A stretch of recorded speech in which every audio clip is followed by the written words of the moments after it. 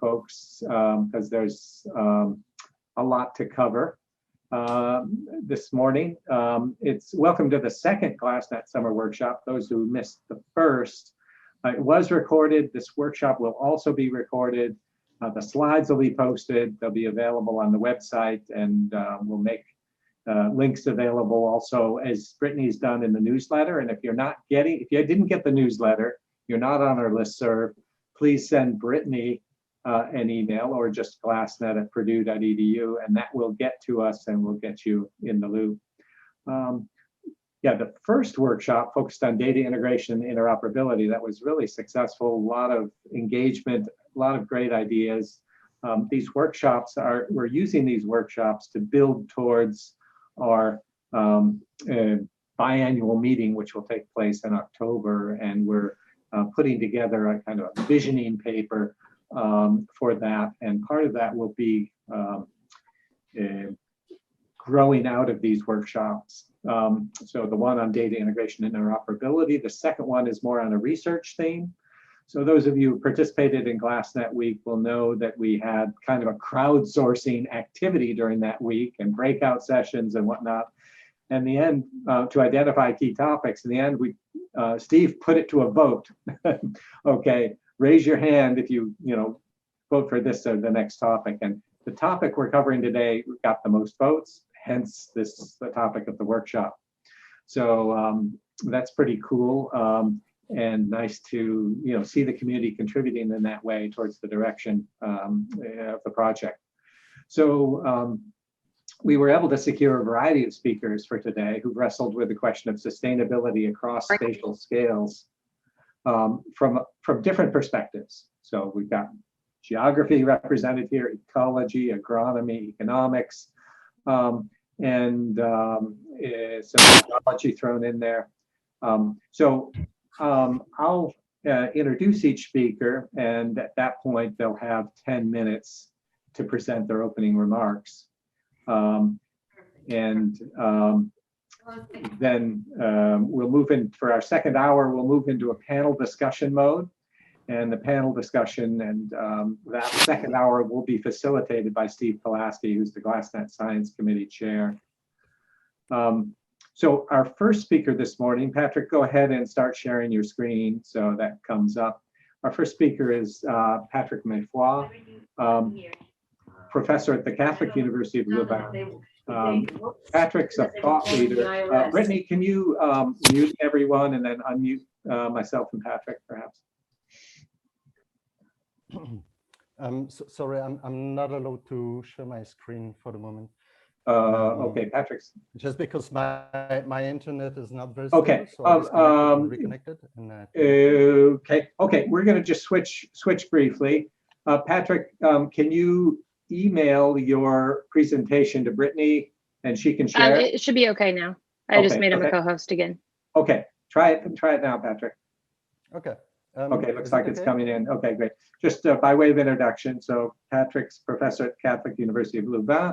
He's also a thought leader in the Global Land Program, one of the GLASSNET networks. So as you may recall, GLASSNET really is just an umbrella over many networks that are collaborating in this area. So it's a network of networks, as NSF likes to say. So Patrick, as you can see, has been working in Southern Africa, Eastern Africa on frontier activities along the frontier. And so over to you, Patrick, for 10 minutes. Okay, thanks. So I will switch off my camera to make sure that to focus the network connection on the slides. So thank you. So I'm going to discuss and explain a little bit how and why we do work across scales in our research team, and how we use this approach of going across different scales to understand land use or agricultural frontiers. So places that have some abundance of land and natural resources and rapid land use expansion. So of course, working across scales with different approaches requires a range of skills, and there's a nice team. So there's a whole team behind. So why do we need a cross-scale and a global to local to global approach to understand land use frontiers? Well, here what you see is the results of a statistical modeling exercise to explain the spatial distribution of cropland and of recent cropland expansion. So what we showed is that global statistical models that are based on standard economic rent theories from Von Thun and Ricardo style, they explain cropland extent, but not so much cropland expansion recently. So we highlight these purple areas that you see in the maps where there is more expansion than the standard model would predict. But some of this expansion is explained by past cropland presence. So something happens there that is not well captured in standard land rent theories. And it is in these land use frontiers that most of the recent cropland expansion occurs.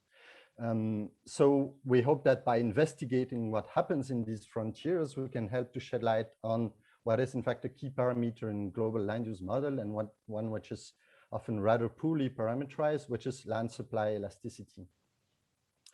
So from other works, we show that much of the dynamics in these frontiers occur in imperfect markets. So sometimes the output markets for the commodities produced are well integrated, but input markets in particular for land and for labor are very imperfect. So there's complexities in land tenure, there's a lot of speculative dynamics, failed operations, land conflicts, corruption, scarcely distributed information, and so on. So actors that have sometimes better information than others or higher political support can engage in a rush for capturing the temporary land rents that can exist between the economic value that the land can produce and its price. Of course, there's a lot of failures and failed gambles also in this. And all of this is not well represented in global models, which can sometimes otherwise perform well. So they can perform well in terms of overall production, and not capture very well what happens in this frontier, because on the global scale, what happens in these frontiers contribute relatively little to overall agricultural production. So from this, we decided to research the frontier dynamics, in particular in Southern and Eastern Africa, which is a region that can be described as an emerging frontier of commercial agriculture. And we took a cross-scale approach, some work really locally on the ground, some larger scale work with remote sensing, etc. I don't have the time to explain everything, but I will just try to tell you a little bit of an example. So what we did is we jumped to the local scale in Niassa province in northern Mozambique, which is the red outline on the map here. And we took an ethnographic approach to really go and meet the pioneers who are struggling to develop some commercial activity in that region, which is largely occupied by smallholder, semi-subsistence agriculture.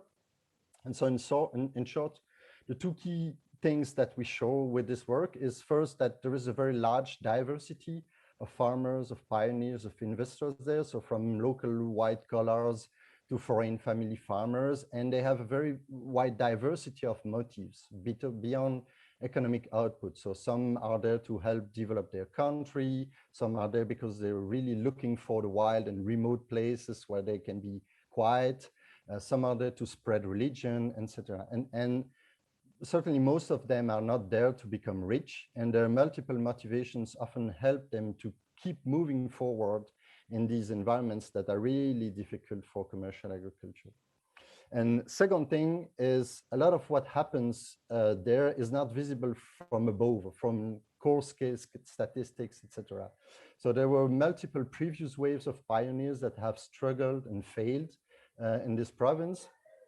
So in appearance, there is really still only a tiny commercial agricultural activity in the region, but these past waves have left many legacies in terms of some legible land tenures in brownfields or skilled labor force, social networks, local farmers that have found ways to deal adequately with local population with less conflicts, etc.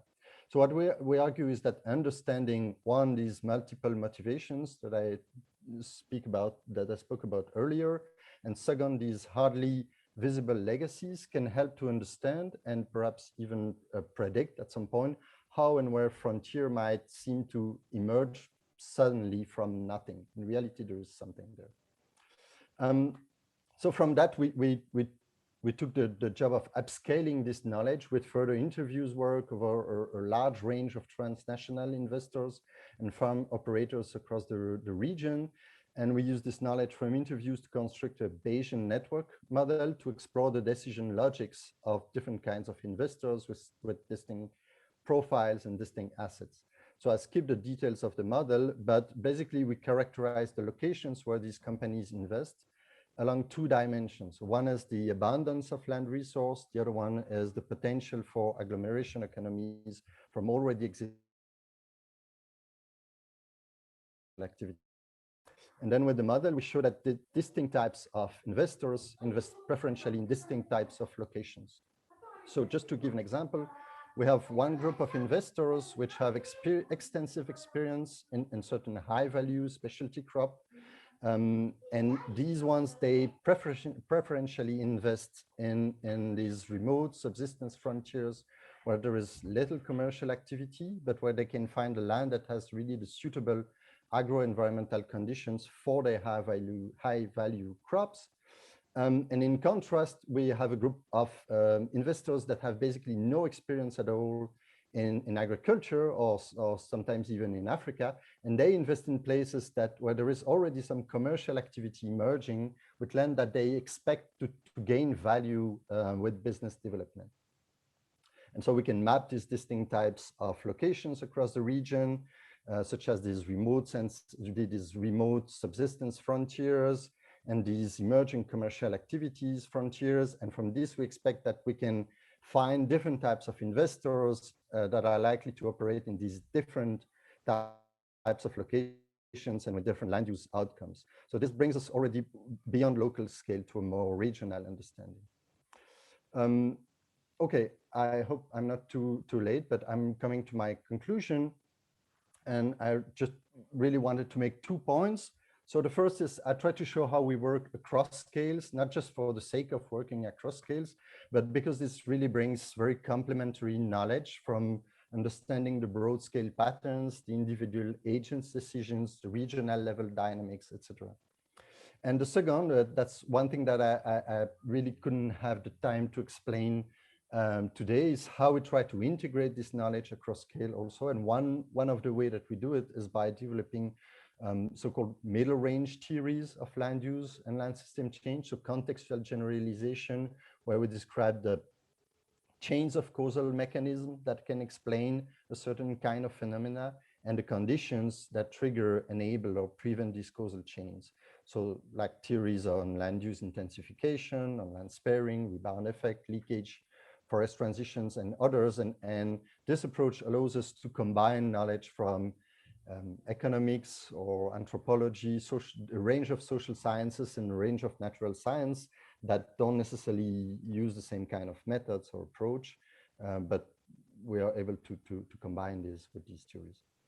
Okay, so with that, I don't have the quantitative answer yet on how to improve the land supply elasticity parameters in global models, but I hope we can shed light on some of the mechanisms that operate and that results in some places supplying a lot of land and others much less. But I think we'll also hear more about land supply elasticity later. And so this is what I wanted to say. I hope this can help and contribute to the discussion. So thanks for listening. Thank you, Patrick. Fantastic, very interesting presentation. By the way, you'll note from the newsletter that Brittany includes selected publications that might be of interest, and the middle range, that GEC publication is perfect for that. Let me encourage others to share kind of key publications that they would like to get out to this community with Brittany, get the newsletter, get it on the website. But that's excellent, Patrick. Thank you so much. Thanks. Look forward to the panel discussion on this topic. So yes, let me check who the next speaker is. The next speaker is Professor Ralf Seppelt, head of the Department of Computational Landscape Ecology at the Helmholtz Center for Environmental Research in Leipzig. Ralf is an ecologist who works at both global and local scales, and I think he's identified this middle scale as like his mission. So he's perfect for this topic. He's very interested in making this bridge, and look forward to hearing from you, Ralf. Yeah, thanks, Tom, for the invitation and for the nice introduction. Yeah, I try to get to this middle range ground where it gets really difficult. So where the easy way of studying local scale research is left already, and where also, well, some kind of simplifications for the global scale approaches do not apply anymore. My most favorite introductory slide, which you just see here, is some of things which is actually my hometown. It's Leipzig, and it's an allotment, what we call here a Kleingarten or Schrebergarten, and I use it for the students and also for public lectures, usually to explain that our area and the space that we use for agricultural activities, even for leisure and other things, is limited, and it is very, very easily depicted from an allotment scale, which is 340 square meters. But if you take this up to the global scale, then it is quite easy to understand that even there, space is limited, and that we have to manage a common ground. The 75% of the area is already human modified, so we have to manage this also in a more or less collaborative way. And on the other hand, what you guys probably all know is that in the last decades, humans made a pretty cool success story in terms of increasing the productivity and increasing the production of agricultural commodities. Even 2.5 factor increase in agricultural production happened. And if you go back to data, which mostly comes from FAO, then you see all these curves going up. If you look at agricultural commodities here in the middle, upper right, if you look at animal production like eggs, milk, all these curves go up. And in a paper in 2014, we tried to bring both things together, saying that, well, if there is a limitation, then it needs to be something like a logistic growth kind of function, but we only see these exponential growths. And we try to identify if there are these kinds of peak years, which tell us that there is a limitation in growth going on. And actually, in doing so, we found these peak years, mostly for the renewable resources, actually, to our surprise, not for the fossil fuels. So there's actually a huge pressure going on still exploiting these resources. And then we start thinking about, why is this actually happening? And while we found this kind of synchrony thing, we found that multiple resources are consumed at the same time, things have to be used to produce others. And we were asking, well, is there a declining demand? No, there is not, of course, nothing like this. Are there any substitutes? No, due to the design of the study, also no. So we actually found that looking at agricultural production globally, we see that we are approaching, or we still live on an over-harvesting planet. And then the question was, why is this actually? So why was this success in producing more? And why is this a limitation? And if you go back to the very, very elementary things like Ecology 101, then you know that land management puts more and more energy, water, nutrients, input into agricultural production. And this leads to some kind of saturation curve, which is actually nothing else than going back to Levy's law of the minimum, and which at the other hand also provides this kind of law of diminishing returns. So that's all set. So we seem to be in this upper row here. And my mission and my statement for today is, well, it's even worse. It's not only that we have a diminishing law of diminishing return. By intensifying agriculture, we're doing harm to all the nice things we like and that we would like to preserve and that are actually needed to maintain high and stable yields. So if you look at biodiversity, then there is, I wouldn't say tons of data, but evidence is piling up that increased land use intensity is harmful for biodiversity. And not only that we have this broad statement, but we also have data and quantifiable relationships on it. So Tim Newbold's paper in 2015 in Nature provides this relationship. We try to do a similar study, taking both things into account, like the increase of yields and the decline of biodiversity at the same site, also in terms of a meta-analysis. And so we know that there is something going on in the background, and the question is, what would this mean if we go back to this conceptual model, which tells us that land management and possible conventional intensification increases yields? But if we take this third element into account, like biodiversity, then we see there is a negative impact here, but mostly we also benefit from this positive impact of biodiversity to agricultural production. So this curve, which is actually saturating, might not even saturate, it might even go down. So this might be looking like a hump-shaped relationship. And there is actually also evidence for it. So I need to stop this here. There is a nice movie on this. You can watch it. We try to explain it in a very illustrative way. Just follow the link. So the point is, what do we do in terms of how is this related to scaling? Well, and if you go further into the literature, mostly from ecologist people, then you see that landscape structure and landscape configuration tells you a lot about this. So such as Emily Martin providing a meta-analysis that relates habitat amount, semi-natural habitat, and edge density configuration patterns determining yields and biodiversity. And this is why we are suggesting that we need to move away in all these kind of model approaches from looking at a point scale type of agronomic production pattern, which is usually scaled up even globally or to regional scale simply by using lots of data that overlays soil properties, climate relationships, management issues, whatever. But we have to take account this middle ground thing that tells us about something, how does actually all the nice species that help us to pollinate, to do biocontrol, to maintain soil fertility, you name it, have to be taken into account. Usually around that kind of point here of a radius of 2-3 kilometers or even larger.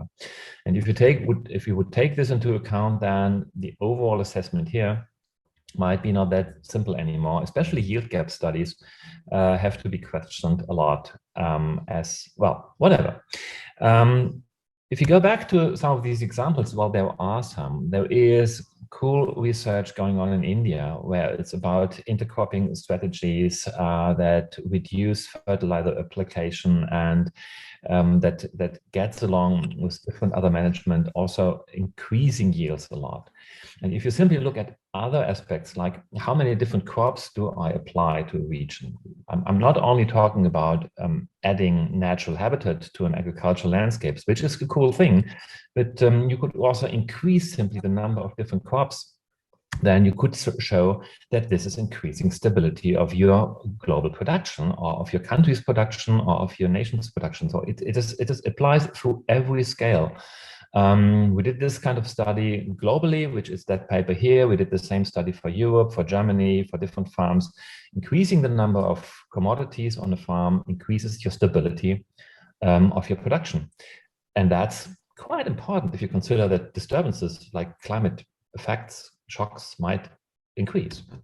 So my conclusion for the day and my input for the discussion is, first of all, biodiversity is neither solely an impact, nor only an ecosystem function, ecosystem service aspect. It's both. It's on both sides of the equation. And that's a cool, and I think it's changing the narrative, how we look at the systems. We need to consider the landscape to bridge this, which is key to bridge the scales. And bridging scales also needs to bridge disciplines, like people who study agronomy type of field work have to incorporate biodiversity, and ecologist people should also take into account what the farmers' benefits are. So we have to join forces. And at the end of the day, the data to parameterize all these functions is piling up, but the models didn't take it up yet. So that's actually an avenue I would like to pursue further. Thanks a lot. I'm done.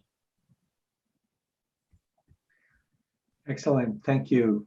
Thank you very much, Ralf. That's right on target. And again, as I said with Patrick, if you there's one paper in particular that summarizes these things, it'd be great to share that with Brittany so we could get it in the newsletter on the website as a supplement for this session, which is, by the way, being recorded for those who come in late.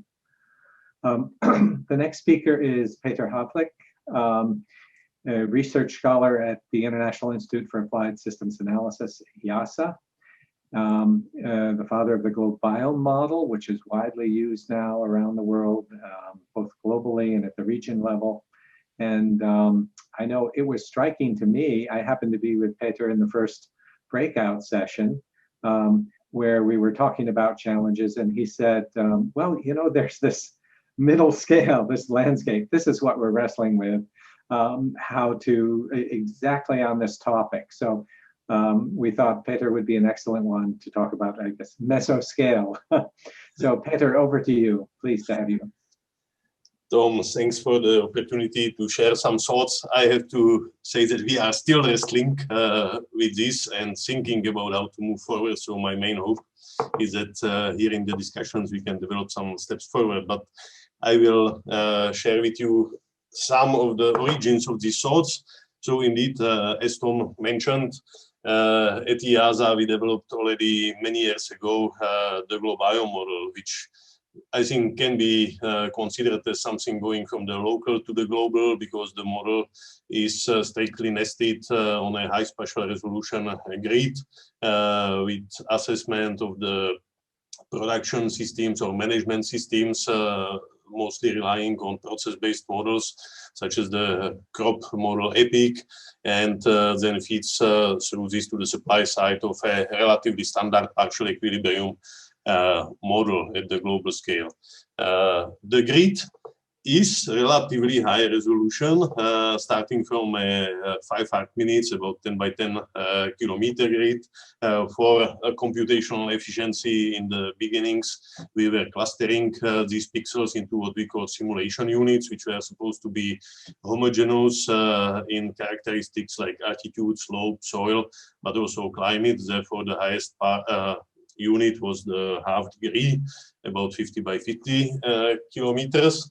And with this model, indeed, we were working over the last years. The parameterization relying on the process-based models allows quantifying input-output parameters for different management systems in all these pixels, allows representation at high spatial resolution of the climate change impacts, which then, for example, in climate impact and adaptation studies, allows to take into account explicitly the adaptation through changes in the management systems themselves, but also the reallocation of the production within individual countries and within individual regions, which, for example, in this study from 2014 shows that this can buffer almost 80% of the negative yield impact. And if these effects were not covered, the negative effects would be highly overestimated.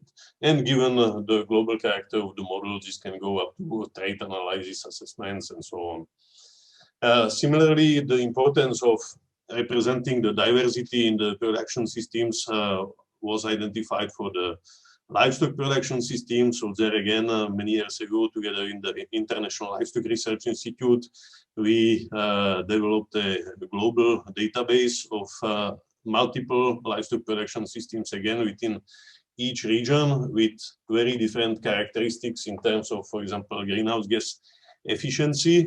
And a relatively recent study in Nature Communication then considered the potential of optimization across these different production systems to contribute to climate change mitigation, or in this case, more particularly, the reduction of the non-CO2 emissions. And we have identified that the structural change can contribute up to 30% of the overall mitigation, even more in this case than the production level change which was considered. Okay, so I was talking briefly about the local to global and the type of analysis we can do. We recently started to go also more and more from the global to the local. And there we have two approaches. One of them is downscaling of the regional results of the GLOBIOM model. And this was, for example, extensively used in the study published last year in Nature on different strategies, how we could bend the curve of the biodiversity loss through different alternative socioeconomic assumptions. But maybe even more interesting from global to local is the work which we are doing also with partner modeling teams in different regions around the world. which then engage in updating the global data sets which we are using in the models, replacing them by best available national data sets, and potentially including also structural features into the models, which then allow actually to produce directly at the resolution of the half-degree grid spatially explicit results, which mimic well also the historical developments. So, for example, on the bottom of this slide, you can see the comparison of the deforestation rates between 2000 and 2010 between the data and the model in the Amazon. So this type of results then can be used also again for the biodiversity assessment, and it has been also done in the context of the forest code in Brazil and published in the environmental research letters.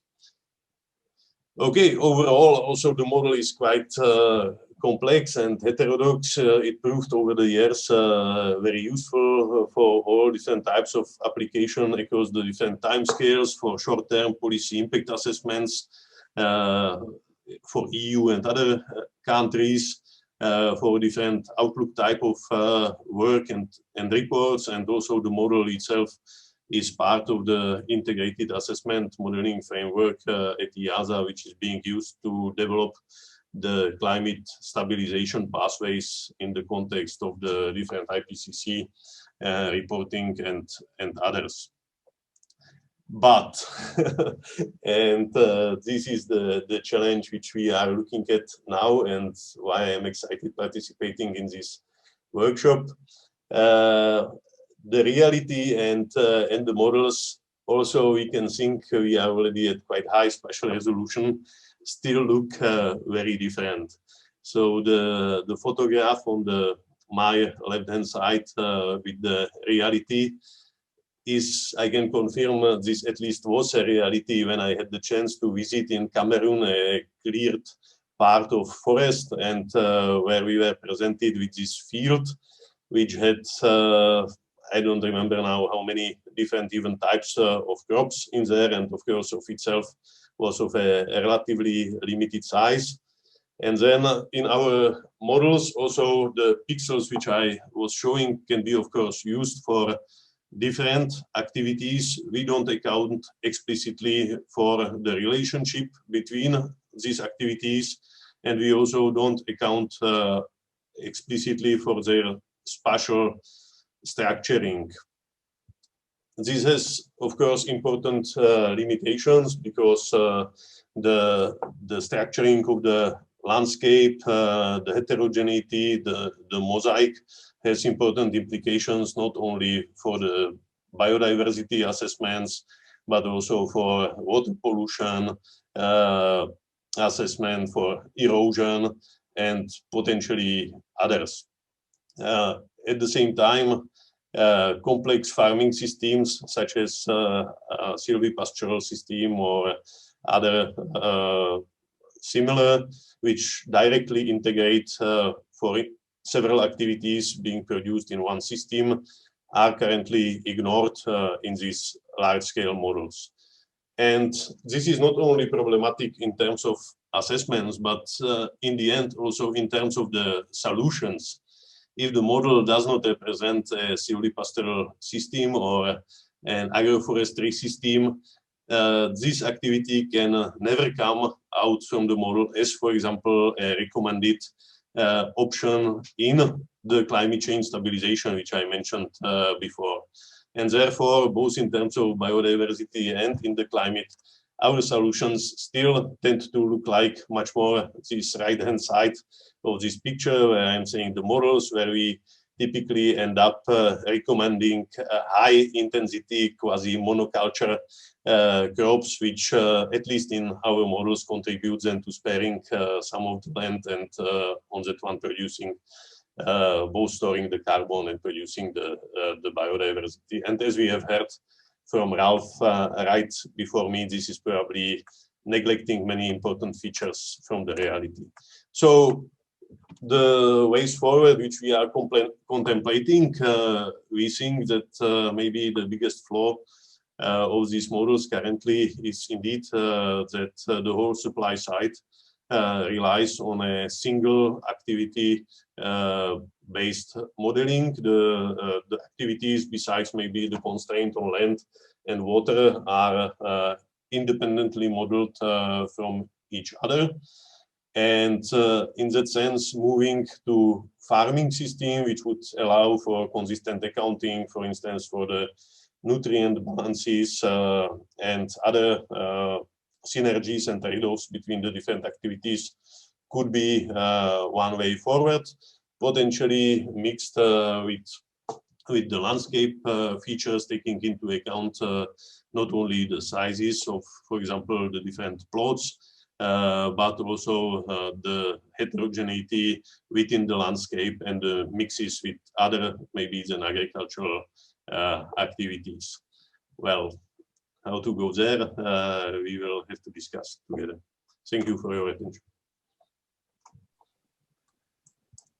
That's great, Petr. Thanks for the overview. Really an impressive body of work, and interesting that after all of that, you've kind of come to the same point that Ralf is at. It'll be great to hear the discussion, the panel. The next speaker is Justin Johnson, assistant professor at the University of Minnesota and lead author on a recent World Bank funded study on the economic case for nature.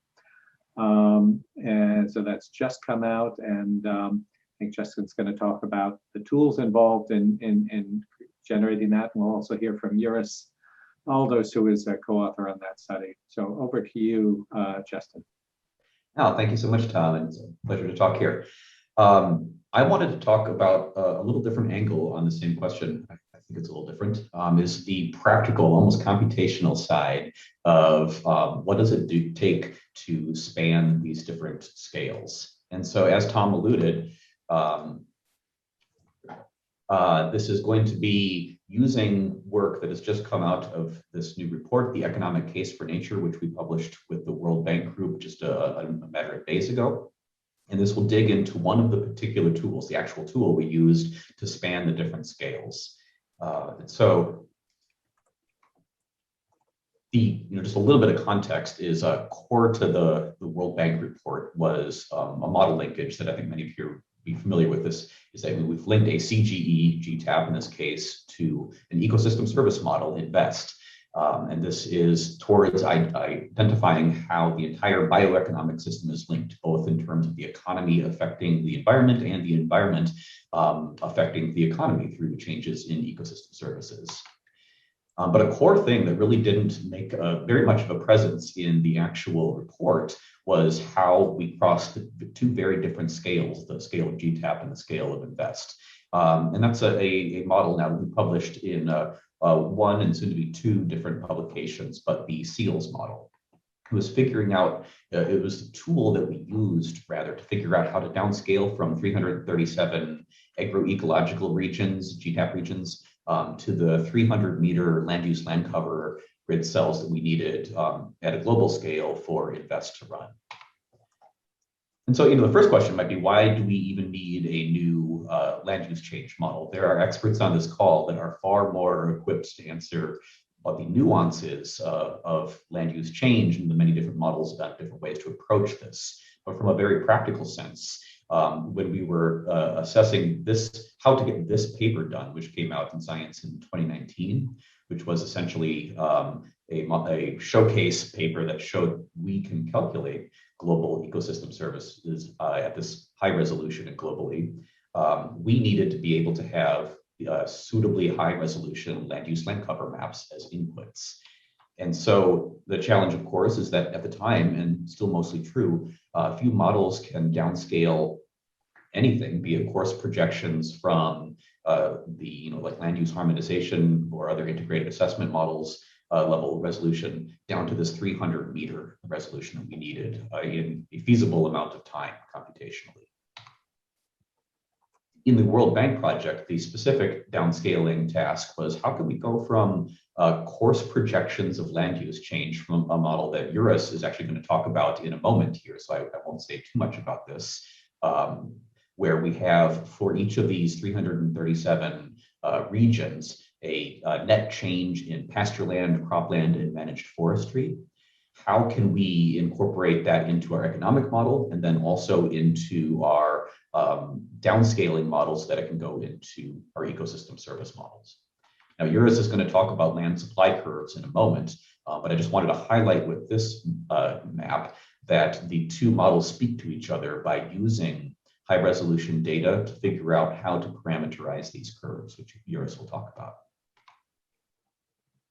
But first, one context point that I want to make that I think is very clear, answering the question of why does resolution matter so much? It's not just a bragging contest. It's in many cases in conservation, the exact high resolution location of where something like agricultural expansion happens determines how much environmental impact there is. And so this is from a publication we just put out in 2020, Su et al., where we looked at maize expansion. And the key finding here is that when we targeted where maize expansion happened within one of these coarse grid cells, the coarse ones being the orange ones, to a finer scale, such as the allocation, which puts them on the specific magenta grid cells, we found that the act of targeting it to the right locations within the coarse grid cell had approximately 10 times greater impact on how much carbon storage we could preserve than the choice of which of the coarser grid cells we were going to focus this agricultural production in. So that just motivates me, is that this scale, this resolution really matters. The practical approach I want to talk about is the lovingly called SEALS model, Spatial Economic Allocation Landscape Simulator. It's a very practical approach that has the key advance mainly of being able to be feasibly calculated globally, but it is empirically calibrated with time series data. And from the perspective of ecosystem services, the key advance too is that it can incorporate grid cell level interventions. And so instead of just like a policy that operates at a regional scale, what if we know specific grid cells that we want to pay farmers, for instance, with a payments for ecosystem service scheme, not to convert to agriculture? We need a downscaler that can implement those types of requirements when it does the downscaling. But I also want to use this just to show the key usage is in the background. We have data that are probably familiar to many here. The background color of green and orange are projections at the 30-kilometer resolution from the land use harmonization project that many of our integrated assessment models, including GLOBIOM, produce. And so that's, sometimes it's half degree, sometimes it's 30 kilometers, but the point is it gives a coarse representation of change to which SEALS then puts the specific expansions on certain locations at this resolution that we need for our ecosystem service models. And so that's been the main usage, is how to go from not just GTAP regions, but also when we have a coarse gridded representation, such as from the shared socioeconomic pathways.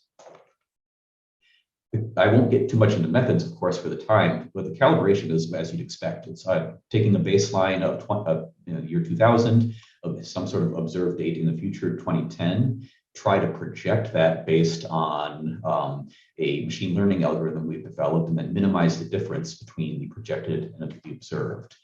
And so what that looks like, again, just to illustrate this, is we have our coarse resolution in the background, and then we try to minimize this difference score with our algorithm for allocation. The results that this leads to for the World Bank report, we then aggregated back up, but now with this new level of specificity, as we can see, by income region here or geographic region here, what is the change in our three economic usages of land: crop, pasture, and managed forest. The residual of that then is the change in natural land. But the key thing to remember here is that there is still this higher resolution that we can utilize. So I want to end on one specific application to conservation. And so that is the ability now to design an optimal payments for ecosystem service scheme at a global scale that retains this high resolution characteristic. And so what we have here first, without getting into any details, is a map of the optimal set of grid cells for a given conservation budget. So this one is a $100 billion conservation budget, just arbitrarily. But what if we were saying, what are the best locations to spend that money on paying farmers through a payments for ecosystem service scheme not to convert their land? Where should we do that? And also, what is the price? What are these specific payments for each grid cell from an optimization point of view? From the perspective of spanning spatial scales, however, once you have this, this is now something that can be incorporated as a constraint into the SEALS model and basically saying, do not allow whichever type of expansion you're paying them not to do, don't allow that to happen on those grid cells. But still, if it's possible, have the same aggregate amount of expansion from our projections, whether they're from the GTAP AEZ model or from the SSPs. And so what that looks like is we downscale. You can't, of course, see anything at the global scale, but we zoom into my hometown and farther, and we see that then we can indeed have specific locations where the crop expansion happens, and also where the expansion was prevented for, in this case, for the implementation of a PES scheme. And the final thing I'll end with is we then did this exact policy for the World Bank report. And this is one of their key findings, the different policies. And the single policy that was best, P3, was the Payments for Ecosystem Service Scheme, which was in several different ways that you looked at it, the best in terms of avoiding natural land conversion and in terms of having a positive increase in GDP. So I've got 1 second left, so I'll end there. Thank you. Thanks, Justin. You can, I'm sure, fill in more details when we come to the discussion, but really interesting project. Thanks. We'll next go to Onil Banerjee. So Onil is a natural resource economist with the Inter-American Development Bank, where he's been spearheading country-level analyses linking ecosystem services and the economy using CGE models as well. So I think Onil's work actually preceded the work that Justin and Uris are describing. In fact, I think Onil was actually influential in driving the broader interest in this topic with organizations like WWF and the World Bank. So it'd be great to hear from you, Onil, about what you've been up to.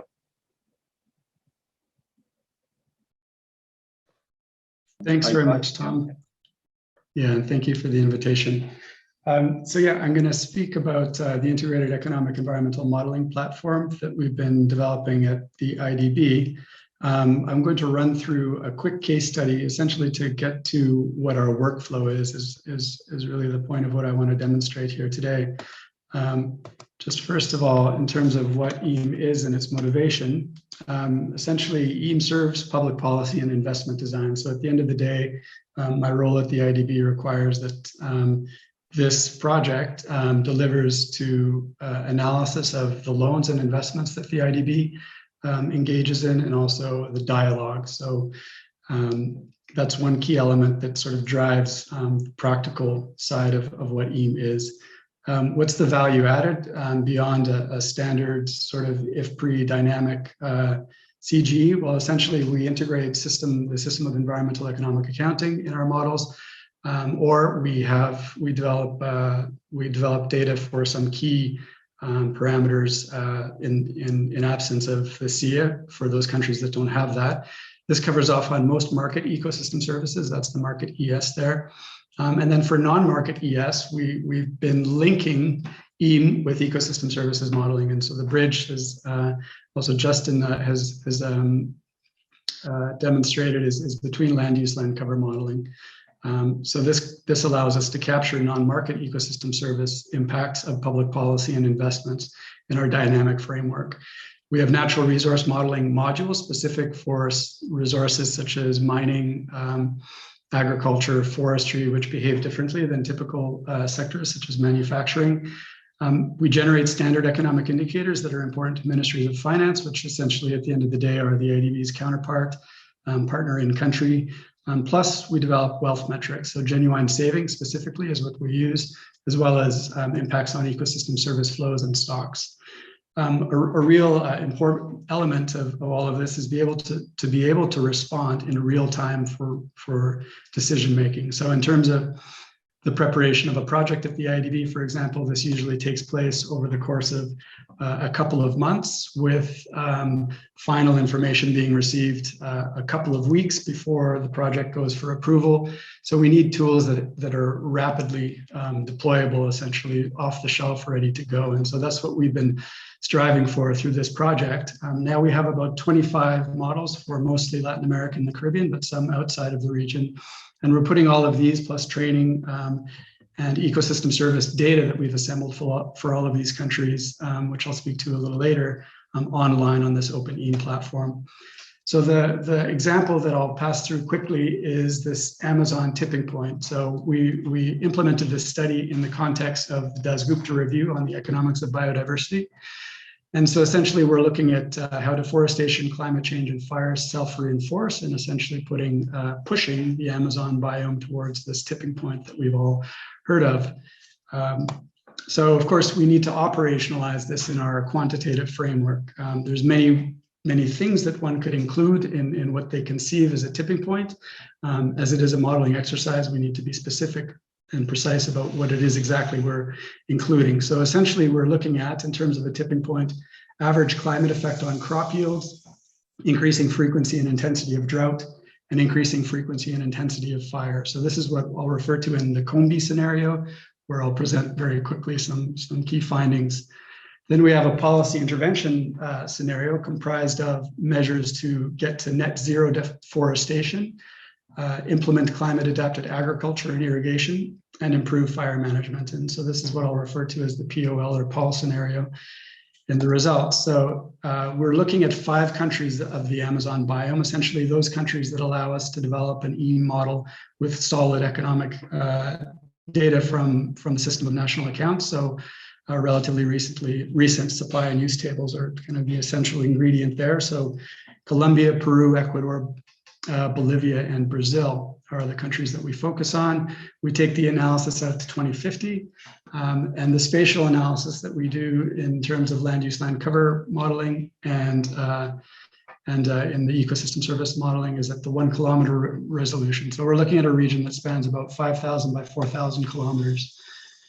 Here's our basic workflow. Essentially, we're starting with the policy question. So this could be, looking at the tipping point, looking at specific investments in SDGs or something specific to an investment. So an IDB investment. So many countries are looking at decarbonization, et cetera. So this is our starting point, is essentially the EAM model. We run our basin scenarios, as many of you will know how this all works in a CGE. And this generates a projection of land use land cover change for our period of analysis, so out to 2050. We use DynaClue, which I'm sure many of you are familiar with, and Peter Verberg's group out in Free University of Amsterdam. We use this DynaClue to spatially attribute the LULC change, land use land cover change. And then we model ecosystem services. We also calculate a biodiversity impact index based on these future projections of land use land cover change, which are driven by our policy scenarios.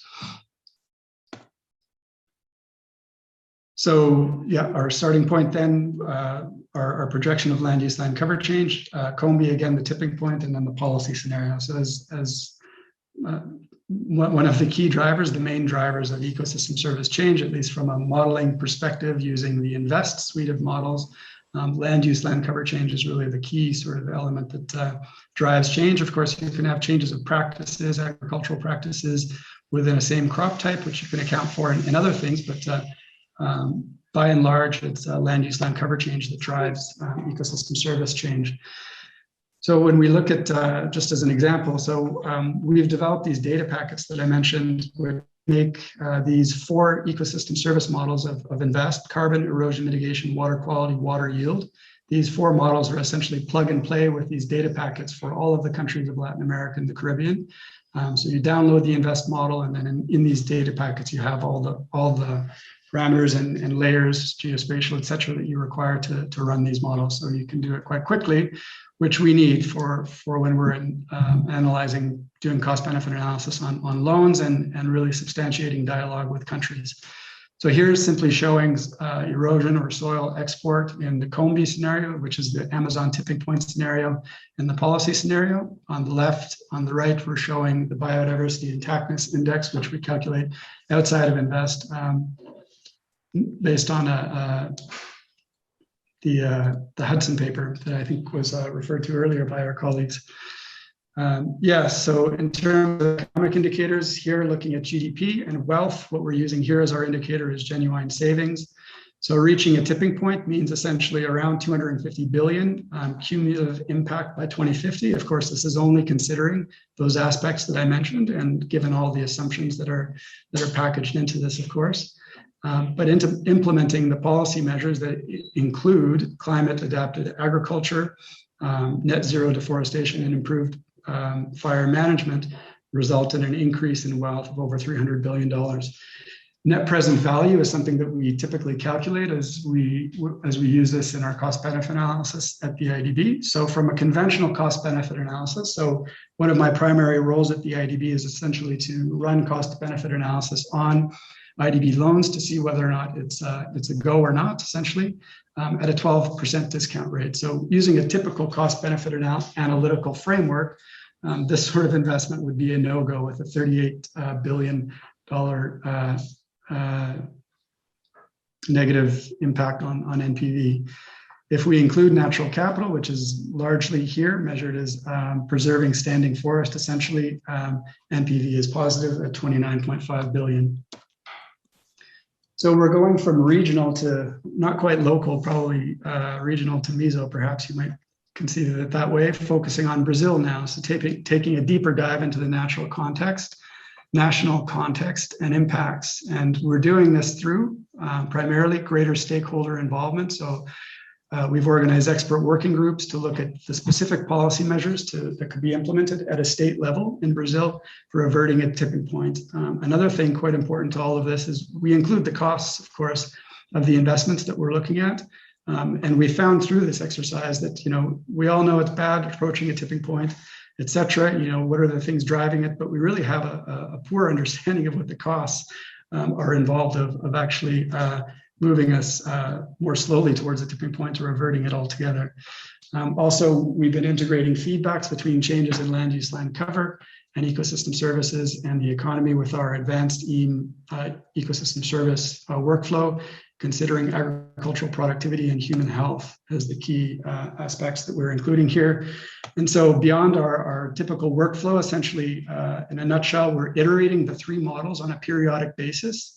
So our EAM model, land use, land cover change, and ecosystem services models, we run EAM, generate a land use, land cover change projection. We attribute this spatially with DynaClue. We run our ecosystem service models. We see a change in ecosystem services. We parameterize a shock that's then implemented in EAM in T+5, for example. And this captures the fact that while ecosystem service changes should have impacts on the economy throughout the period of analysis. So my final slide, EAM and ESM challenges. So we've thought of a fully linked modeling system that would be nice with the three modeling components kind of all packaged into one.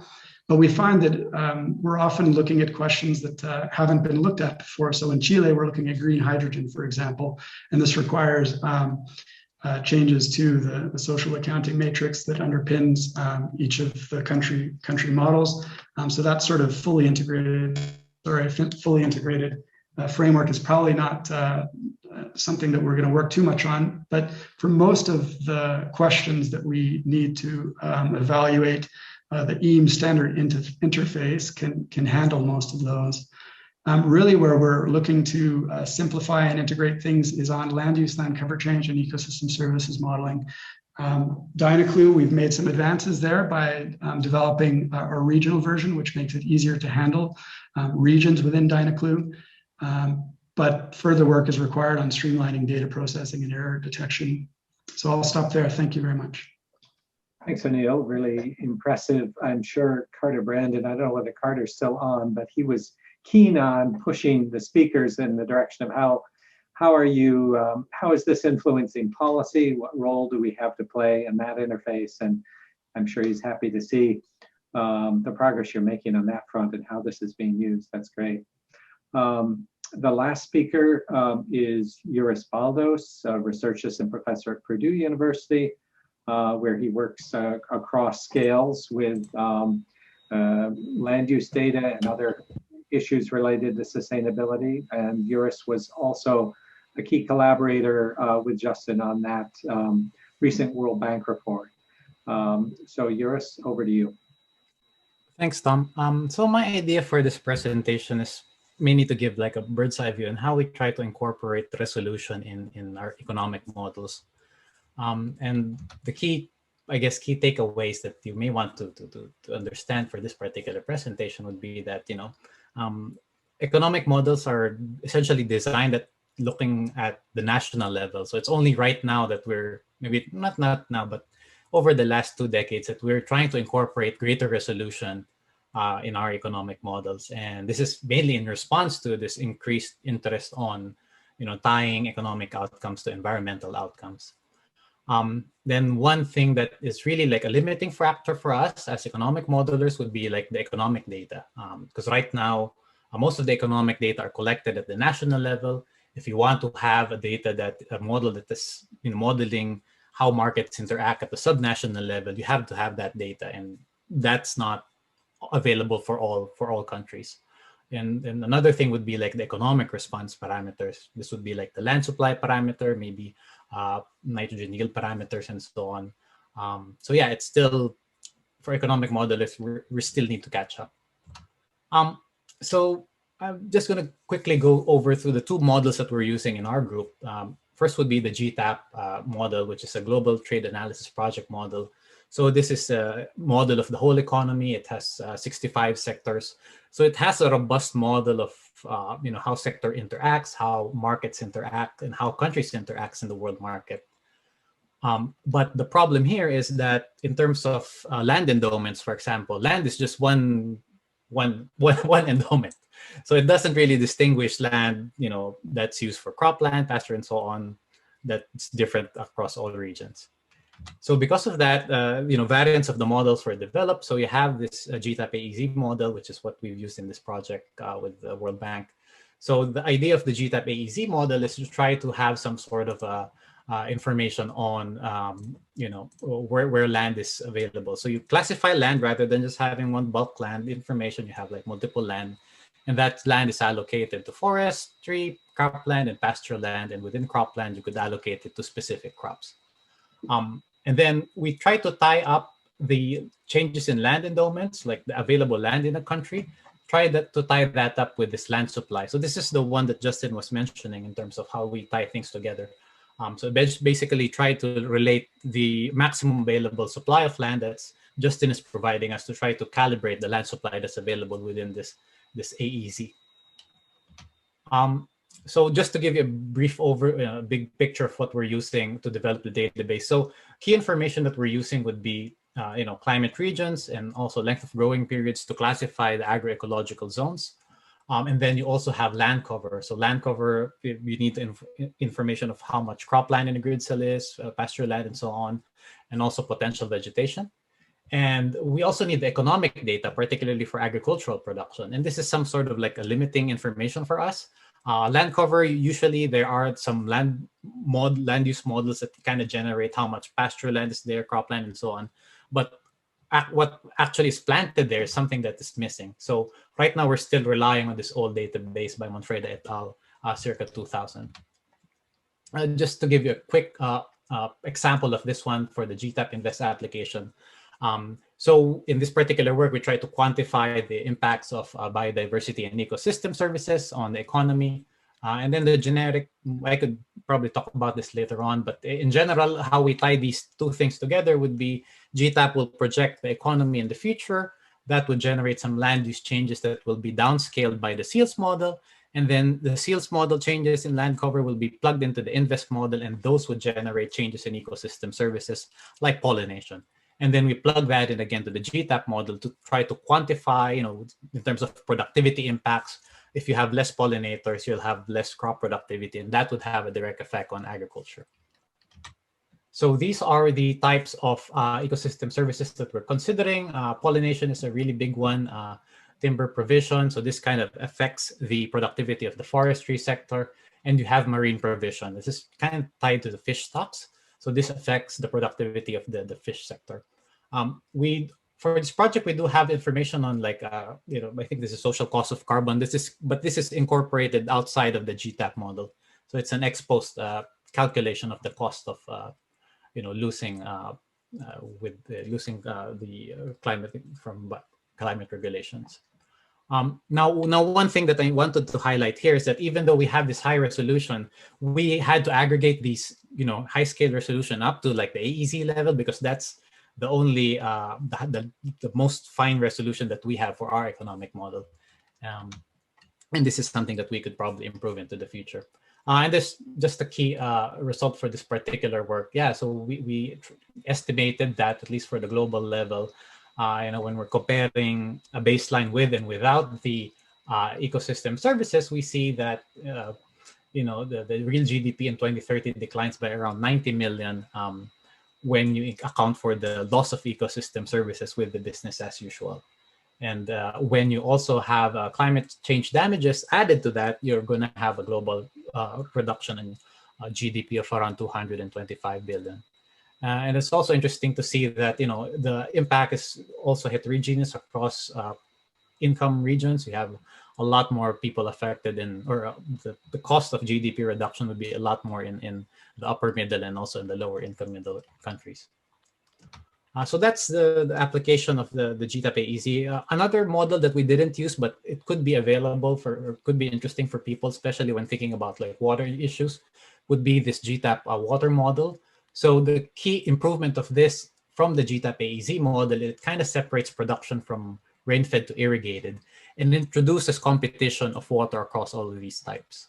And then it also distinguishes the additional, I guess, the index when you're thinking of how land is or how water is classified. And so it's going to be by river basins now, not just you know, water as a single endowment in the national sector.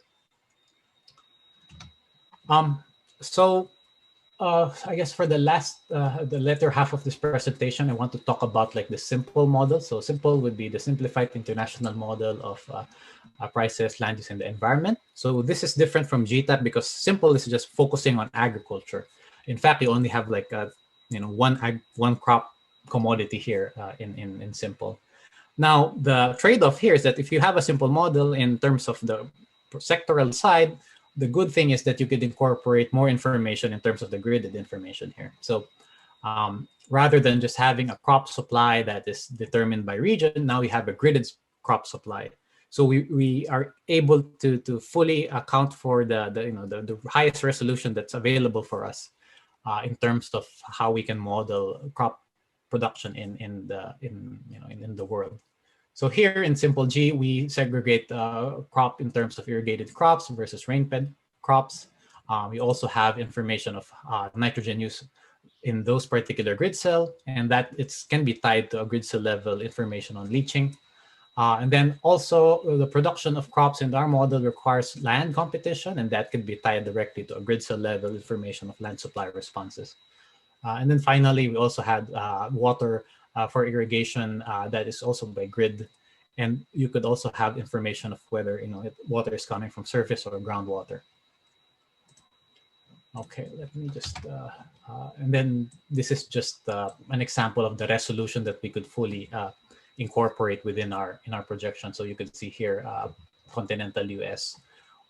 Because of our gridded approach, we could actually model each of the grid cell as a production unit, and that would be affected depending on, if you're having water stress in that basin or in that particular grid cell is located, or if there's like climate change impacts. And the cool thing is that, once we have this particular skeleton, I guess, the model, we could now populate information on supply responses based on what's available in the literature.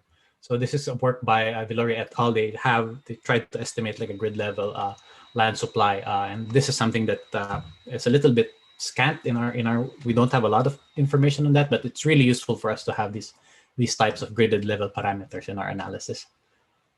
Then I guess to just conclude, there's this recent working paper by Hakiki et al. Looking at the environmental stressors and trying to relate that to the current pandemic situation.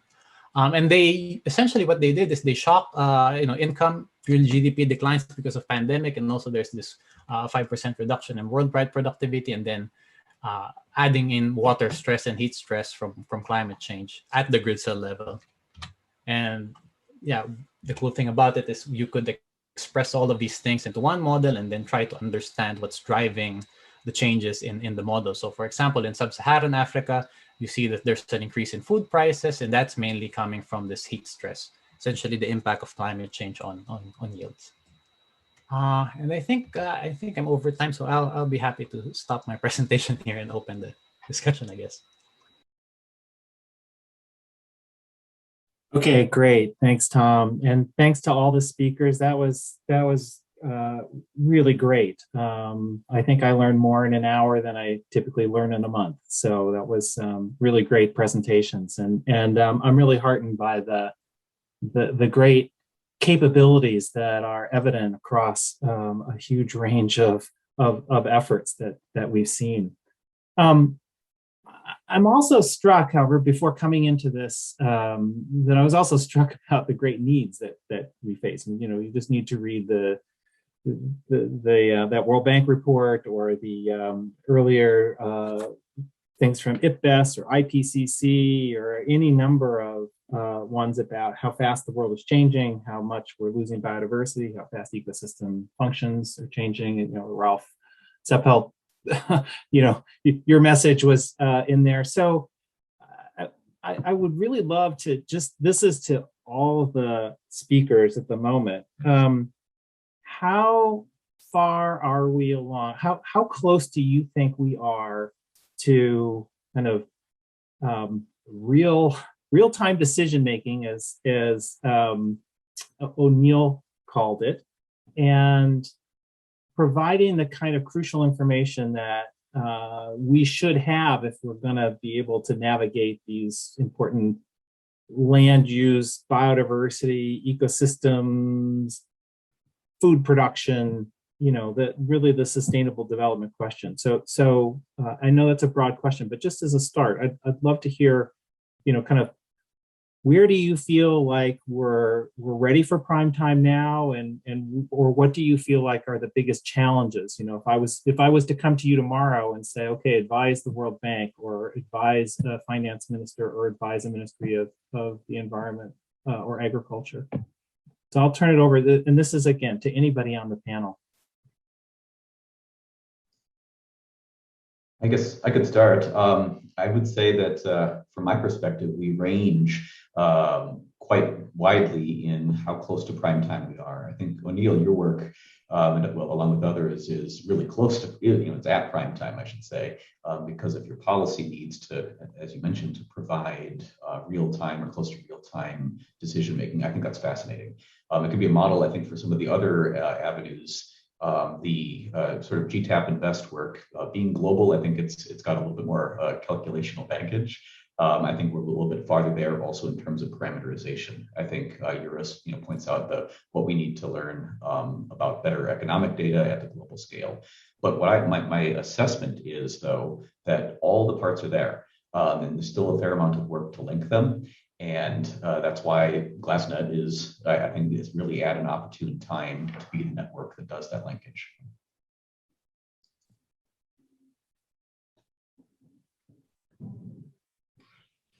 Well, I could add up on this. It is, I think the prime time messages are pretty clear, and they are out in the world. And if you, which is, if you were mentioning the reports such as from IPBES or World Bank. So the first message is hands off from everything that is pristine still. So try to stop any kind of further expansion of agricultural activities somewhere, which is a big thing in itself. Second, produce more efficient where you are producing, and reduce the intensity of land use where it's doing harm. Third, try to recover where things fall abundant. So, which is actually happening in Europe, where there are fields and agricultural activity which is not needed anymore. So try to get species in there again. And that's only the production part. And we know that the leverage points at the consumption part have the same order of magnitude. But we all know that if you get then asked to what to do specifically to address those, the questions get more and more difficult to be answered. And that's actually where we need more and better models. And on the other hand, it's for me always hugely disappointing to see that even these 3 or 4 very simple messages are not heard at all. So like, well, some kind of mechanisms like limiting tax globally to any kind of companies would, a global minimum tax would be helping a lot in terms of illegal funding of deforestation, etc. And if you also look at what's happening to the EU in terms of agricultural subsidies, things are going tremendously in the wrong direction. So even these prime time messages that we have all the time are not heard sufficiently. And then below, to answer all the specific questions where we need all this high performance modeling, that's cool, and we are prepared for even more questions. But my major disappointment is even the clear statements are not really implemented. So Patrick, you have your hand raised. Let's go to Patrick. Yep, I keep my camera switched off. Well, I think we do have many pieces, but I still see quite a lot of challenges in integrating, in the sense that, for example, pretty much most of what people have been talking today is about improving the resolution and the global to local linkages in the models in terms of assessing the impacts of different kinds of land use, different kinds of management changes and things like that. But there's a whole different avenue of global to local linkages that also some people here are working on, or others that are not there, which are related to understanding the decision making of the people. And if you implement a policy somewhere, what will happen? How people will change their behaviors or not, or maybe there will be spillovers effects in other places because of some political factors and so on and so on. So there's a whole other range of global to local work on behavioral, incorporating some more, let's say, realistic behavioral aspects in these global to local models. And it's still a whole different world. So ending up with the place where we have some models that are able to represent the very nuances of human behavior, as well as the very complicated nuances of landscape structures and impact of multiple mixed land use together. I think we're still a little bit far from that, maybe. But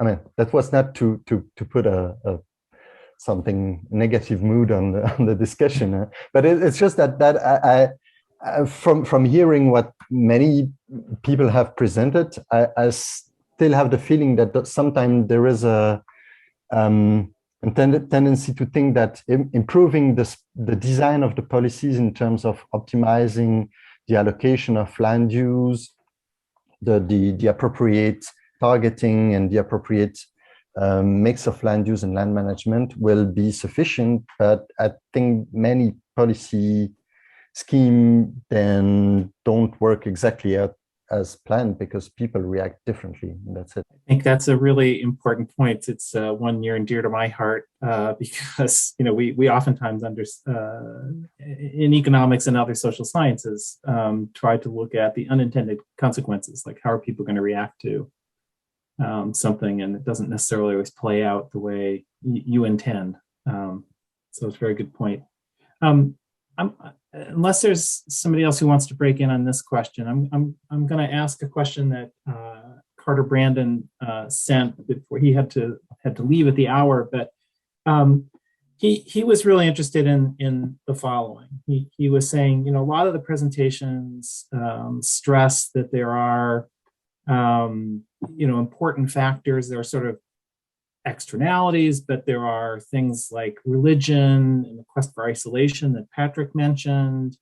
There's biodiversity that Ralf mentioned, landscape health that Petr mentioned. At the policy level, he's curious, how can these issues be addressed? What is the balance between, say, just using market mechanisms like pricing and payments for ecosystem services versus regulation or other policies? And it's kind of situational dependent, but what do we know about this? And, Patrick, this in a sense is building off of what you were just talking about. But what do we know about kind of what are our best interventions in moving the systems towards better performance?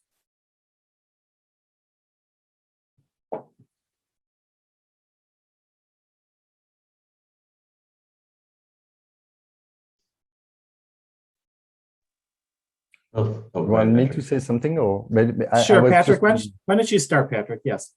Yeah. No. Yeah. I don't know.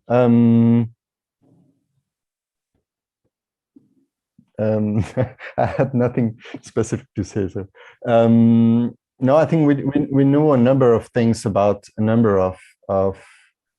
I mean, I think that's a little bit what I was saying in my talk, is that I think we know that in many conditions we can rely on relatively straightforward economic theories or things like that, but that may work well in some contexts. That may work well for European farmers or things like that in many cases. But the problem is, if we want to do what Ralf was saying, which is stop expansion in the very pristine places that remain, these are places where we have to go further in terms of cultural logics of the people, religious motifs, and things like that. And at that scale, I don't know if the global models are so useful. I think the global models at this stage are useful to identify the places where we can do something, but not necessarily to find the solutions to that. Yeah. And I would just add, from the perspective coming at the global level, I mean, working with the Natural Capital Project for a long time, we focused on ecosystem services, but the question of what are our scenarios that we're going to assess was always one that was sort of left aside. It was oftentimes they were given to us by a government who had a green economy plan or something like that. But when we didn't have them, oftentimes what it fell to was some form of optimization. Yeah, exactly. And I that has, of course, its challenges pointed out very well here. What I want to share, though, is that when we launched into this World Bank report, it was an interesting perspective shift that I had. We showed them the results from the prior report that was with the World Wildlife Fund, which was basically based on taking a map and saying this is the optimal way to arrange it, and just what are the costs in the economy, where we got to play God and make a land use map happen. They were very much more interested in, okay, yeah, that's great, but what are the policies? What's something I could write as a law or a loan agreement or something like that that would maybe induce those land use changes or something? But either way, they looked at policy scenarios as opposed to what they called ours, which were outcome scenarios. So to me, that we made a little bit of progress on that, but that remains to me one of the most interesting areas, is how can we shift towards including the detail in our models necessary so that we can do policies. And the last thing I'll say is that, that's been kind of fun, shifting from sort of, call it a ecological angle of the Natural Capital Project to ever more tightly linked with economics. And why is that important? Because economics talks about behavior, decision-making, policies, rather than just some sort of optimal land use map. And so I think that's the direction we need to go. Mm-hmm. Yeah, just to echo that, I really think that is something that probably requires some more focus and more improvements, is having models that can probably better design the pathways to achieve some results, and well, how we can really move the system from step by step towards the optimal or the desired outcome that the model can identify. And just to add to that, and I think that's kind of the weakness of having like this global model, because you know, if you have a model that's focused on a country, you could incorporate some of the maybe market information that's specific to that country, whether land markets are working in that country or not. But trying to do that in like a global model, it's kind of difficult to model those, because each country will have their own little things that kind of drives how land is used for one region to another, and that could kind of influence how would be the payments of ecosystem, how it's the optimal design for the payments of ecosystem services. So I guess that's something that I don't know if a global approach would be something that could be resolved. You know, maybe for that particular issue, just stick to like a national model so that you could clearly identify which policies would be working for that particular country.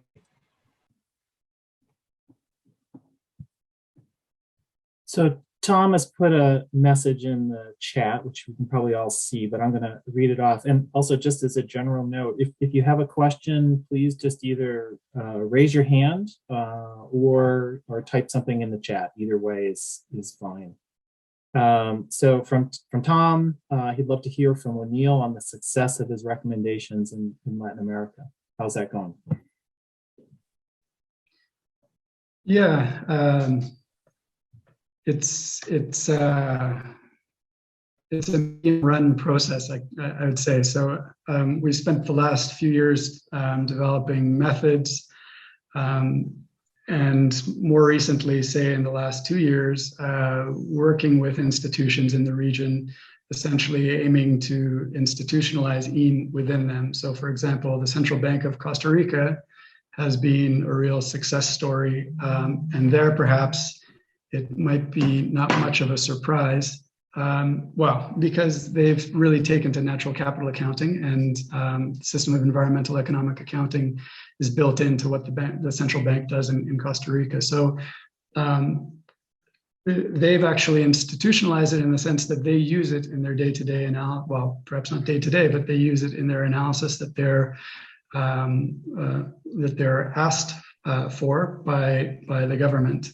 So that's been a good example. Also, in Colombia, the National Planning Department, for example, is an institution that we've been working with for the last couple of years as well, building capacity for application of these tools. So there are other countries, Guatemala, Uruguay. We're working with Uruguay now, developing their medium-run decarbonization strategy.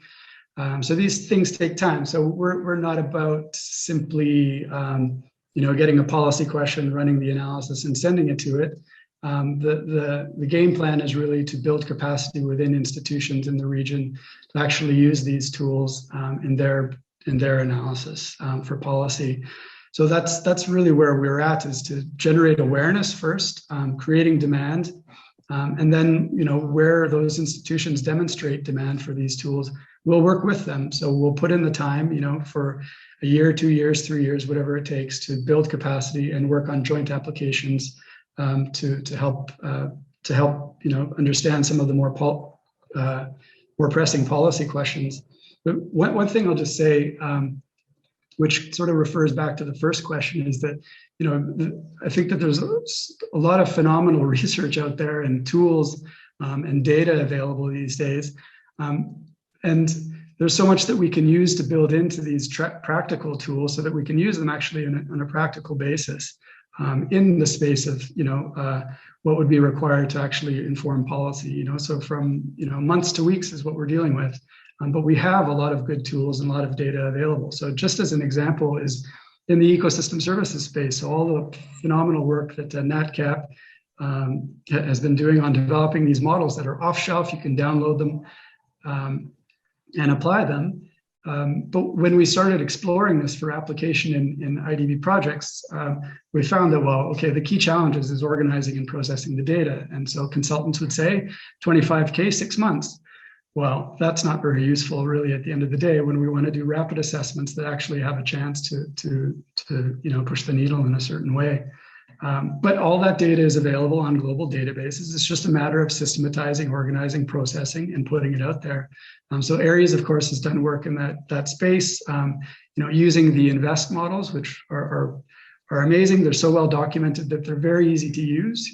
We've been organizing these data packets, like I mentioned. So this is one example, and I'm sure there are others. So, kind of our hiccup is the land use land cover change modeling. So that's really what's taking a lot of time for us to be able to deliver, real time. So, if we could work in that space and figure out how we can, with some computer science and programming and get these things running quickly and, improving error detection, et cetera, I think that there's a lot of promise to use what we already have, but, in a way that we can integrate them in a practical way. So, yeah. Well, I hope that's actually, I hope, Tom, you're listening, and others. This is, yes, this is exactly what GLASSNET should do. If at the end of this project, we still, Onil, you still have that complaint, then I think we as a network have failed. So I think that's actually a really good, really well stated and really good challenge for this network. Anyway, I think everybody can see Tom's comment there. I want to come back actually to Tom had raised another question, and this is to Petr. You use both global and national models. How do you choose which one to use when? Okay, well, indeed, I think that that was the kind of secret I was thinking about also as a reply to the question which we were debating now, because there is no way how a global team, let's say, or a team sitting somewhere in a global institution can capture all these national or local important features, but through collaboration with the modeling teams in the countries, the model can be adapted in these countries to capture some of them. And well, actually, we don't need to choose whether we use national or global, or what can look like national. For example, if we say GLOBIOM Brazil, it is actually the full global model, but with an enhanced representation of the Brazil. So from that perspective, it is natural. We are always using, for whatever is not a global assessment, we are using the, if available, the regionally upgraded versions. Well, I will use this opportunity maybe because it is partly maybe related also to return back to the first question. I think, well, also it looks that we are quite advanced. I think at this high level of resolution, even without talking about cultural features and so on, even in Europe, we probably would not have a spatially explicit bottom-up cost database, which could tell us what are even the economic impacts on the different farms and farming enterprises of different actions. And this would be the very basic to start to think about their reaction to some incentives. But of course, then what comes in the second phase are the social impacts. I personally think that indeed we cannot come up with a credible solution if we ignore the social impacts. And of course, there we are suddenly talking about another type of high resolution which we should take into account, and these are the agents. I am too often saying that also we have relatively low resolution on representation of the production systems. I have maybe at least 8 different cows for each of my countries in my model, but I still have one representative consumer and one kind of potentially representative economic agent. So, well, this relates, of course, then also to the heterogeneity question. I think that the win-win solutions lie mostly in exploiting the heterogeneity and adapting the solutions through different mixes of activities and management systems for the different local conditions. So there again, if we ignore this in our models and come everywhere with this, what I illustrated through this monoculture field in my presentation, we will not be very successful with the implementation. And in the end, to the question whether we are close or far, I think, yeah, indeed, unfortunately, we are still doing a little bit all the same. Since these 20 years, we are just increasing the spatial resolution, but we are not taking in addition into the account these interactions between the activities which would help to cover better the environmental part, and we are ignoring at this level of resolution the social impacts, and that's, I think, is a remaining thing. Great, Justin, do you want to respond? Yeah, I wanted to key in on something, Peter, you just said there that got me thinking is, that we have one representative consumer. This jives with discussions that we had in a previous working group that predated this GLASSNET group, but talking about how concerns of equity are very, very important. And I think that gets down to needing more detail about the individuals that are affected. I think that concords with what you're saying. I mean, at this working group, we talked about some of the connections to existing methods like the GTAP-POV model approach, which is very interesting to me, and or just much more detailed representations of the labor force, sort of simple next steps. But I just want to echo what you're saying, is that I think that's completely true, is that if we want to, I specifically like how you talked about it as a different type of resolution. We need to be very able to reflect how different policies will affect different types of representative consumers, perhaps. So it's a hard one, so I'm not sure I have any answers in mind, but just want to echo that. I'd like to build on this, and this is something that was triggered, Patrick, with your initial presentation, which is we know that there is incredible richness, not just in ecology but in social systems, and so both Petr and Justin have just talked about this. How do we go about, or what are promising ways of going about trying to capture this richness? I mean, this is especially important if you think about who is it that's actually interacting with the land and making decisions and so forth. So how do we, well, let me try to be a little more specific. What are the important aspects that we really ought to try to capture in these models, and how do we make progress in going along the lines of the things that Justin and Petr were just raising?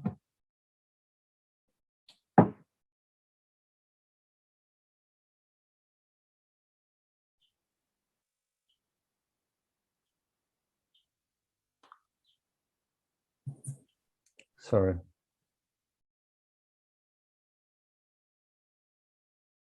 Hopefully there is some way forward here. So I don't know. Actually, maybe I'll turn it back to you, Petr, first, just to get us going on this, since you raised it, but it's something that I had been thinking about since Patrick's talk as well. But what are promising avenues that you think are ways that we can pull in some of this heterogeneity and richness into our modeling?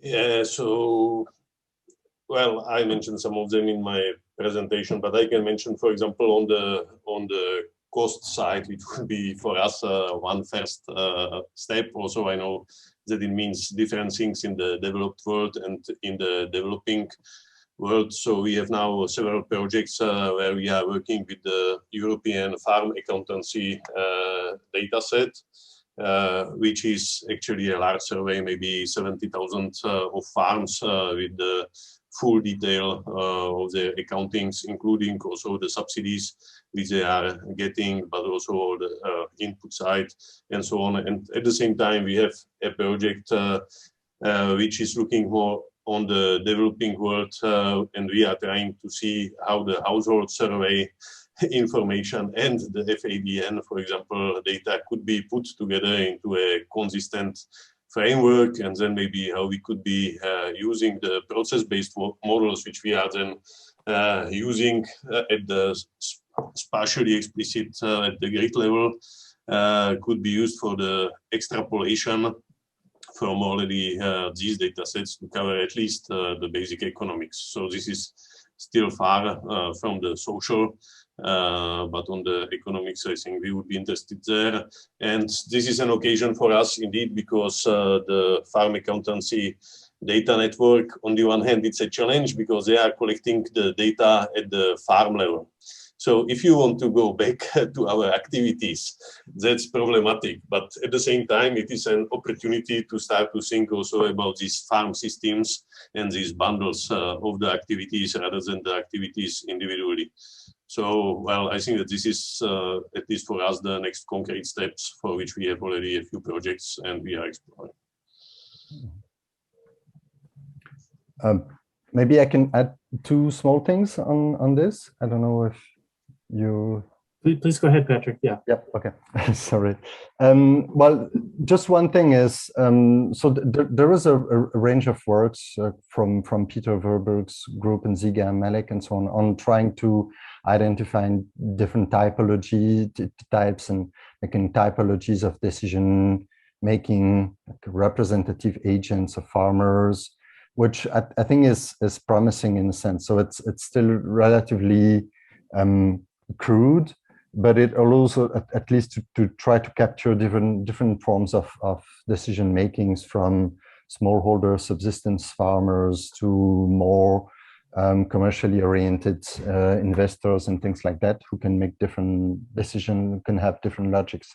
I think in their work it's still a little bit crude in the sense that they try to define like dominant types of agents in different regions. And I think for many applications and many works, well, there's some of that they do, but in many contexts and many applications, the key is how these different agents interact and how smallholder subsistence farmers interact with large-scale capitalized farmers and all of that. But at least they do have a lot of starting points to in that direction.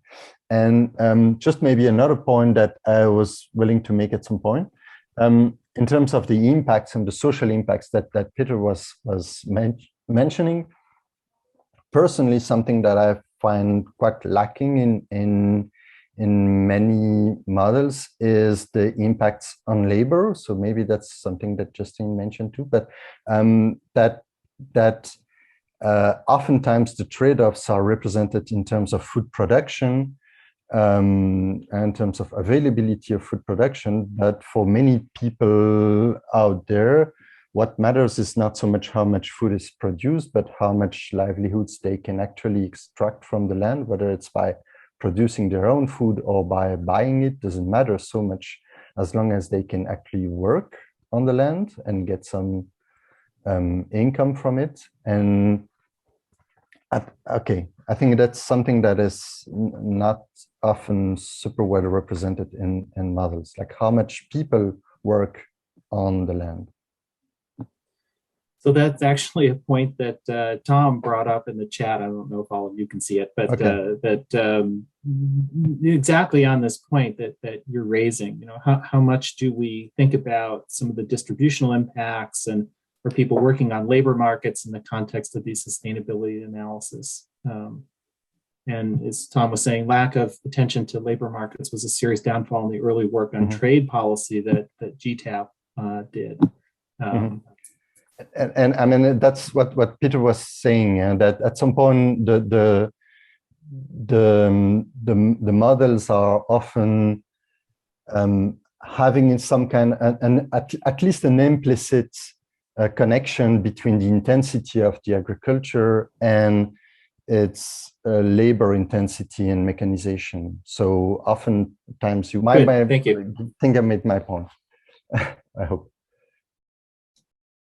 Okay, Ralf, you have your hand up?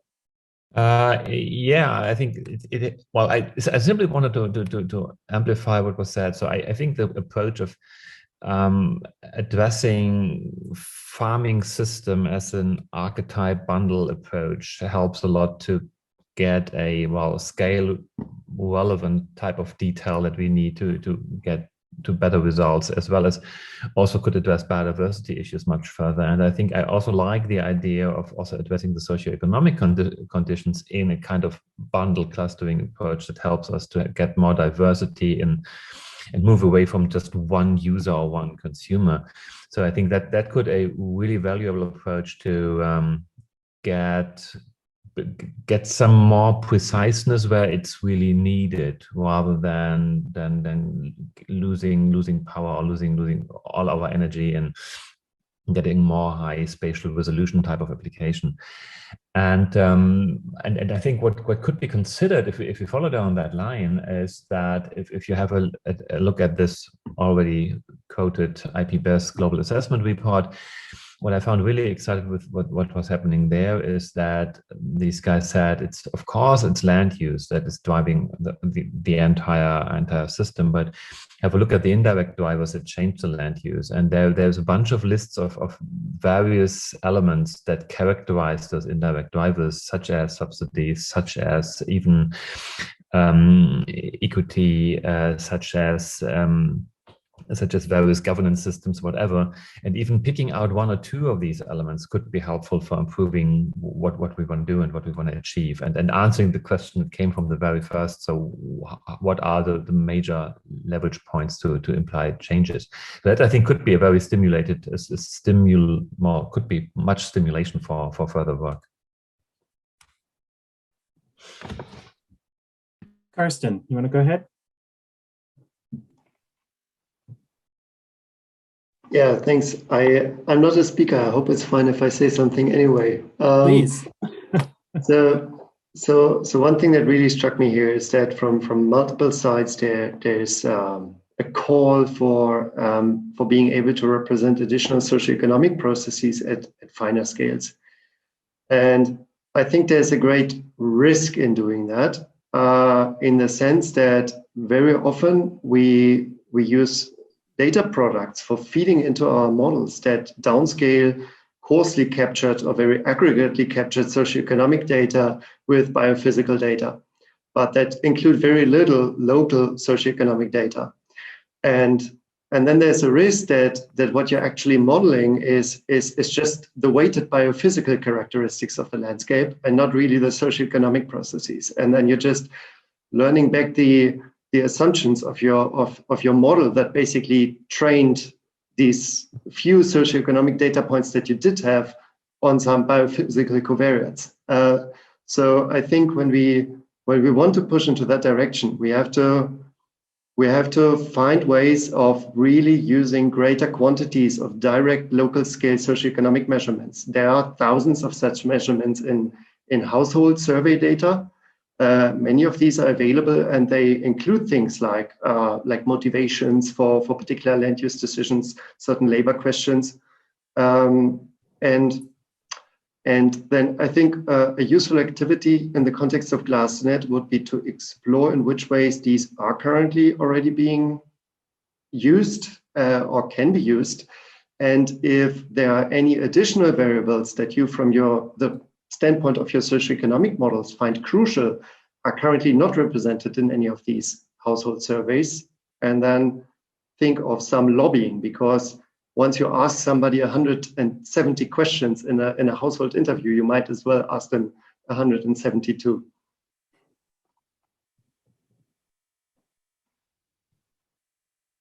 Any responses from the panelists?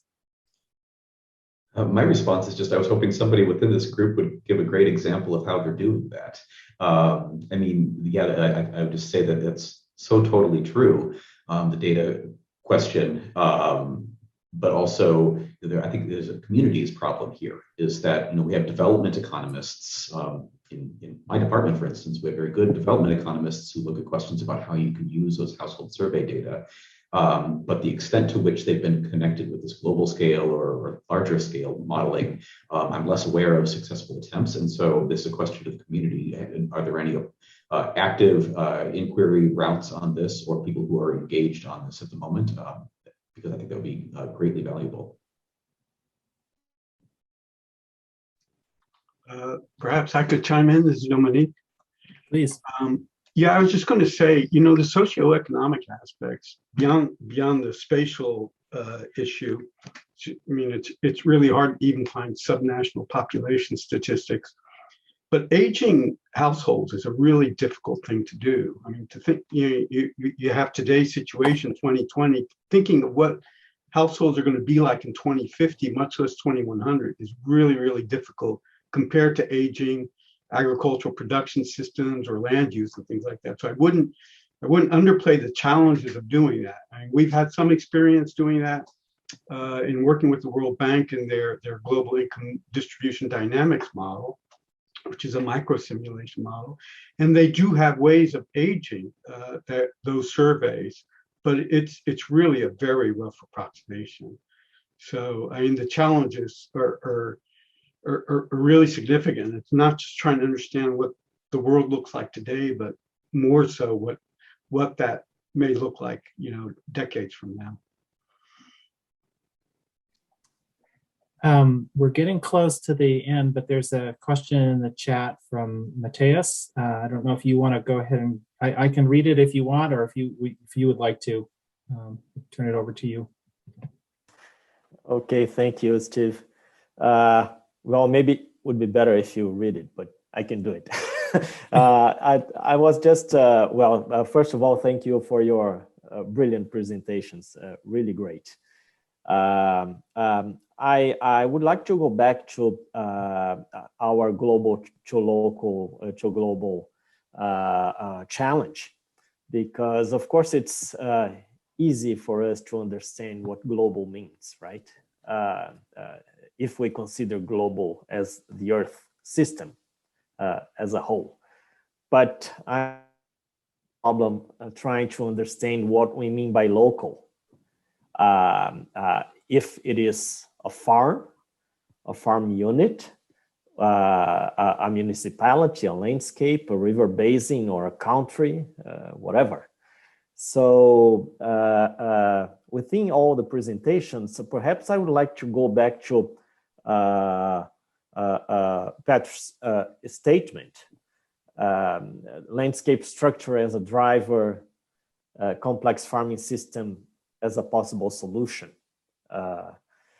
Could we think of the SDGs informing place-based policies regarding complex farming systems and practices?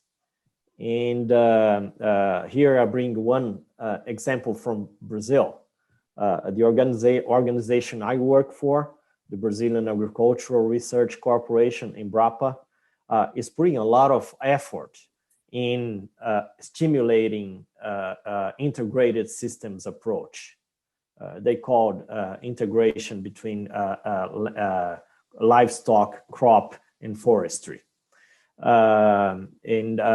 As a way of land-saving approaches or low-carbon agricultural approaches. Would this be a way to go? And which other local examples do we have?